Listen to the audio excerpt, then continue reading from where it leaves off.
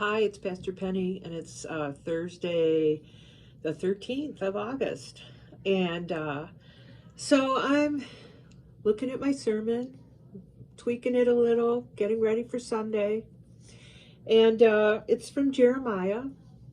I've had a request recently to hear more from the Old Testament. And so this is Jeremiah's in the Old Testament.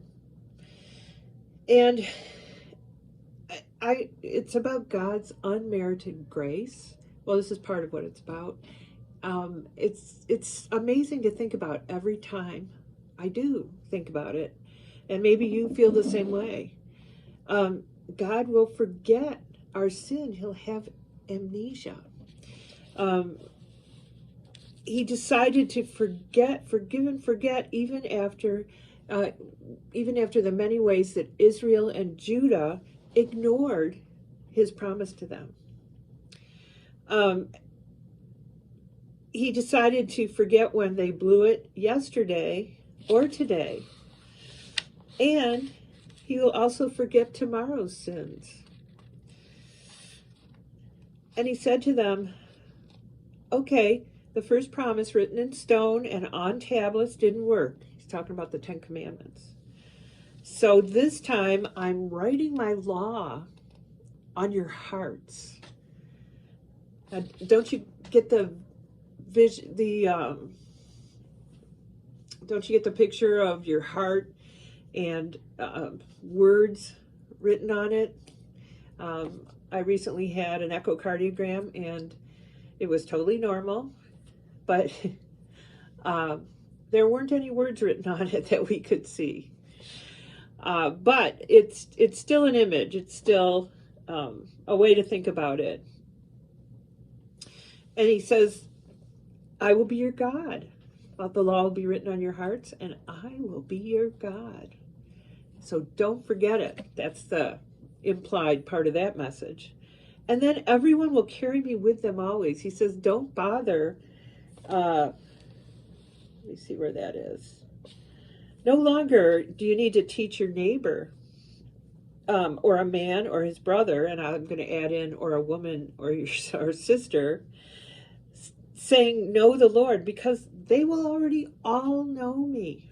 I'm making this covenant, this promise that you will all know me.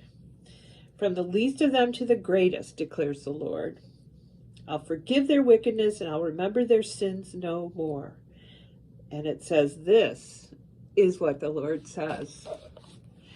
So that's still a concept that we have trouble wrapping our heads around, I think, even though we've heard it over and over. And I know there are a few things in my past that pop into my brain once in a while. And I think, I can't believe I did that, or I can't believe that happened. I'm so ashamed, or so sorry, or whatever. And it can be, it's years ago. And